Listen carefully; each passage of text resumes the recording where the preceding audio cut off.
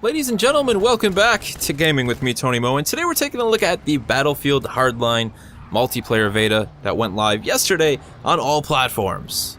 I've said it before and I'll say it again, if you have any console or any PC, download this beta and give it a try with your friends, but today we're going to be focusing on one of the 3 game modes available to us in the beta, and that is Hotwire, because Hotwire is damn hot.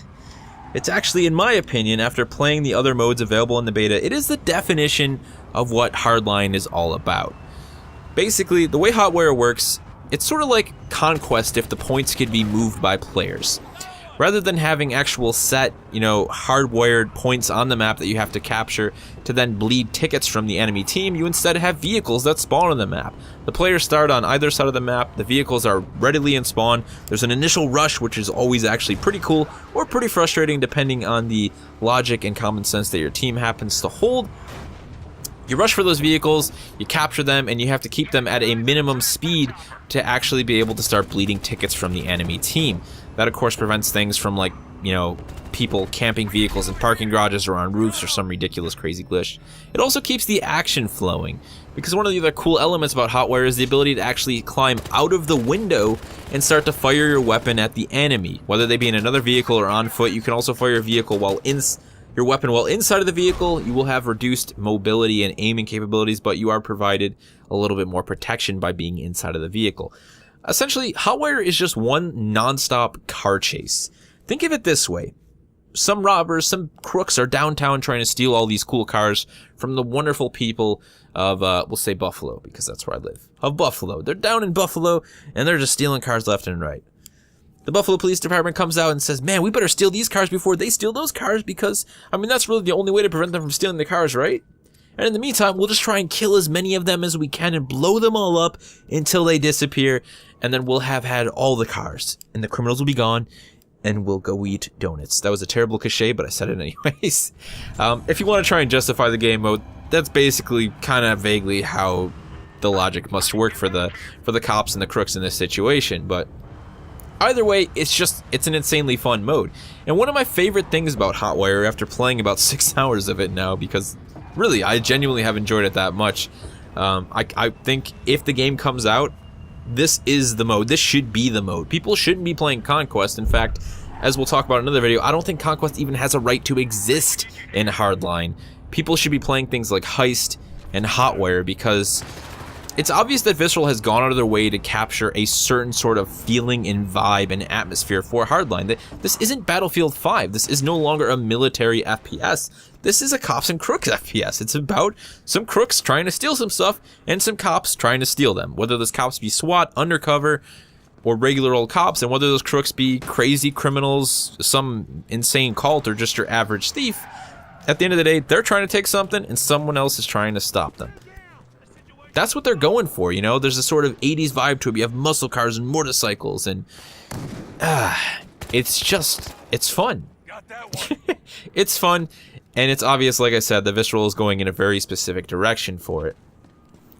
But one of the great things about Hotwire, after my 5 to 6 hours of playing it now, is that it seems to be very easy for smaller groups of players, one squad even, maybe even 2 players like myself and my brother in the clips you're seeing here, to directly affect the outcome of the game, to actually, really make sure that your team, wins at the end of the day. And at the same time, to have a lot of fun while doing it. I think that mass scale teamwork and communication is an issue that will always exist in first-person shooters like Battlefield.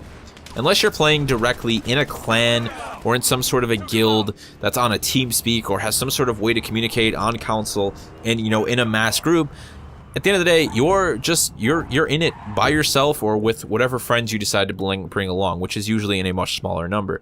So the game needs to do something to make sure that those smaller groups of people are always being pushed in the right direction to help their team, and to make sure that they're having fun and being rewarded for helping their team. And I think the fact that getting in a car and then being involved in a high-speed chase where someone is shooting whatever weapon they happen to have out of the window of said car then grants you points, there's really no other better way to push people to work as a team, to PTFO, to play the fucking objective, as they say. I don't swear often, I just did then. You probably won't hear it for another 10 years. But no, really, the amount of fun that you have with Hotwire just sort of makes it, like, a knee-jerk reaction to play the objective. Because getting in a car, driving around, like I said, and shooting other people is damn fun. It really genuinely is. And when you get out on foot, you almost kind of feel, you know, sort of bare and like unprotected. When you're on foot, it's like, man, there's cars everywhere and people shooting at us. Well, in cars, we need to get in a car again quickly. Well, let's capture that objective and then drive it around and blow people up. Oh man, it just, the mode puts the biggest damn grin on my face. And it's sad that I know at the end of the day, the rest of Hardline probably won't be like this. Conquest, as I said, I've played it, it's boring as shit. It's Conquest. This video is making me swear more than often. I didn't enjoy it. I was just like, whatever, man. I didn't come to Hardline to play Conquest. I came to Hardline to play cool-ass modes like Hotwire. I mean, at the end of the day, and Heist, which is actually a very good mode as well. Like I said, we'll talk about that one later, but... I mean, that's really all I can say about Hotwire, is it bodes well for Hardline. If other elements like the single player of Hardline can even be half as much fun as Hotwire is, then I think they'll have managed to make a pretty decent spin-off to the Battlefield franchise. Now, one of the things I want to talk about, because this does sort of directly affect Hotwire, of course, are just the smaller changes that have been brought to Hardline when you compare the game to Battlefield 4. Number one, it seems that damage, or at least player health, has been reduced. Everybody dies much more quickly. The weapons actually do have a much more substantial feel to them, and they also seem to be much more varied. My biggest issue with 4 is that all the assault rifles felt the same. There wasn't a lot to distinguish the weapons in terms of their handling characteristics, and there seems to be a little bit more here in Hardline. I wouldn't say that it's outstanding, that you can really genuinely tell when you have an AK compared to an M4, but there is enough being done there in terms of recoil, visual recoil, and the way the weapon actually handles, and how effective it is to deploy in certain situations against enemy players. That definitely stands out. And my other favorite thing when it comes to the weapons is how much more effective pistols now are. Pistols in Battlefield, to me, have always just sort of been an afterthought. I mean, you took the pistol out and you hoped that the guy that you were about to engage had already been shot by someone else with a sniper rifle, because for the most part, they were rubbish. I mean, in Battlefield 4, despite unlocking all of the pistols, the only thing I ever used was the P226, because it seemed to be the one that did the most damage. I mean, apart from like the Glock and the 90 and the Raffica up close, everything else was rubbish. It was terrible. The 5.7, my favorite pistol, the pistol that my very channel's logo is designed after, was terrible. I hated that. That's the great thing about Hardline. Pistols sort of, they're almost taking front stage. I mean, I love pulling out the CZ in this game. It's satisfying to kill somebody with a pistol. They sound better, they sound louder, they have just a more prominent snap and feel to them when you fire them, and they do a hell of a lot more damage. They still do not have the range of something, of course, like an assault rifle or a carbine or even an SMG, but they are an effective tool, and they're almost a reasonable go-to primary weapon when in close quarters. They reload quicker. Yes, they have a smaller mag, but considering how quick the reload is, why not carry something like the pistol indoors rather than a bulky M4 that takes a little bit more time to reload? The other great thing about pistols is that switching to a pistol or to a melee weapon actually makes you run faster. They've taken a page out of Counter-Strike. And again, I think that is part of the whole sort of cops and crooks atmosphere. They're not trying to do the military setting anymore. Your character isn't carrying all of this gear. Switching to a pistol makes him run faster because he's less encumbered. He doesn't have this big rifle out in front of him. And in general, that's one of the other things you'll notice, is that the game is much quicker. It's not only more fast-paced in how quickly people die, but players do actually move around the environments much more quickly when on foot. Overall, to me, those are all just great changes. People may not agree that they fit in the Battlefield franchise, and maybe they don't in the military part of Battlefield. Maybe they don't have a place in Battlefield 4, but in Hardline, they make sense to me. They keep the action going, and they keep making sure that the player is having a good time. While playing the objective, while screwing around, whatever they're choosing to do, they're having fun. And I think that when you talk about the issue that 4 has with a lot of people not playing the objective and not being interested in teamwork, is that they were never rewarded for doing so. There was no real direct reason for doing that after the game had been out for over a year. People just got bored of it, and they were probably playing it just because they didn't really have any other FPS like Battlefield that they enjoyed playing. So they just turned to doing other BS things, like putting C4 on ATVs and launching them into the sky just to see how high they would go. So if Hardline can continue to reward players for working as a team with fun as the reward, then I think the game will hold up a lot better in a teamwork setting. Of course, that is completely unseen. Who knows what will happen when this game comes out? Who knows if Hotwire will even remain a mode that people actually play? As I said, I genuinely hope that it is. I would like to see Conquest vanished from this game. I don't think it even belongs here. Put it this way. When the team at Forza, the guys behind Turn 10, decided to take on another developer to work on the Forza franchise, they gave Playground the rights to work on the Forza Horizon series, a completely different Forza experience. It was no longer a track-based experience like Forza 4. It was a more open world, you know, how do you want to say this? Festival, you know, vibe racing experience. It was not meant to be the hardcore track racing game that Forza 4 was.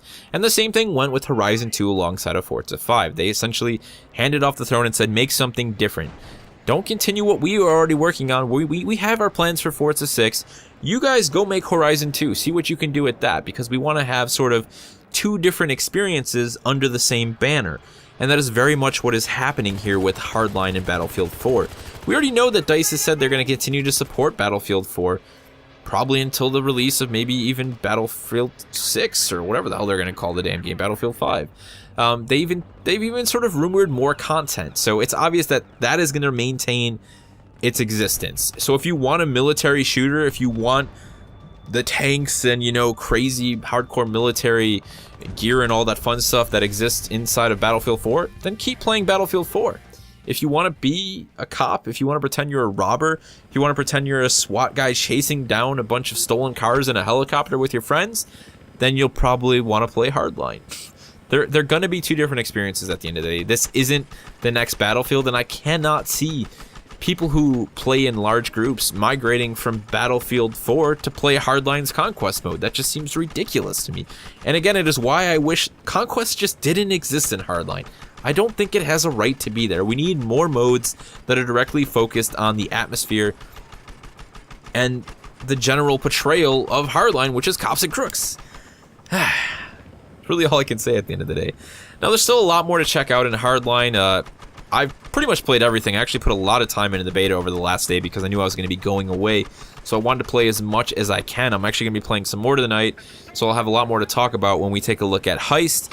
And we're not going to take a look at Conquest, but I'm going to have one last video, so you guys are going to see 3 videos in total. That is sort of an overall recap of the beta, my thoughts for the game going into the future, and some of the places where I think the game has gone wrong and where it's gone right. Right now, play the beta, check it out. It's available for free. Grab some friends and have a good weekend just playing Hotwire. I promise you that no matter how much you hated Battlefield 4, if you are a first-person shooter fan, you will have a good time playing Hotwire with your friends. Do not miss out on the opportunity to play this mode for free, no strings attached, while the beta is running. Even if you don't even buy Hardline, at least you can say, yeah, Hotwire was really fun when we played it in the Hardline beta. It's kind of sad that the full game didn't turn out to be so great, but at least we had some good times. Basically what I'm saying is, this is the opportunity to create some really great gaming moments with your friends, so go download the damn beta and play it right now. Do it. I'll be back after vacation for you guys with a couple more Hardline videos, and then we'll continue to things. I mean, there is one last thing that I do want to vaguely talk about, and a lot of people out there are sort of one way or the other about whether or not Hardline could have just been a mod. There's people saying, why would you say that? You know, that's not nice. It's not a mod, it's a full game. You know what? It does plan on being a full game.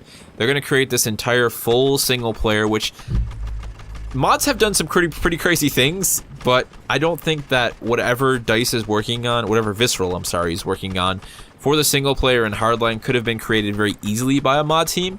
That being said, all of these multiplayer modes that you're seeing in Hardline would most definitely have been a mod if EA and DICE and Visceral still had allowed modding on games like Battlefield 4 and Battlefield 3.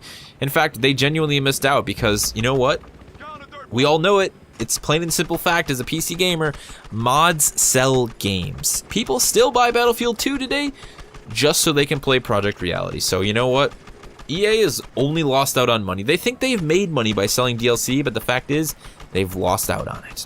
And that's really all I have to say. At the end of the day, all I'm concerned about is whether or not Hardline will actually be fun. And right now, Hotwire, you know, it's off to a good start, but we'll have to see when the full game launches in March. If you guys have been playing the beta, feel free to leave me any questions or comments about your experiences with the beta in the comment section below. And of course, if you have any questions or anything to say about this video, feel free to leave those in the comment section below as well. I'll see you in the next one.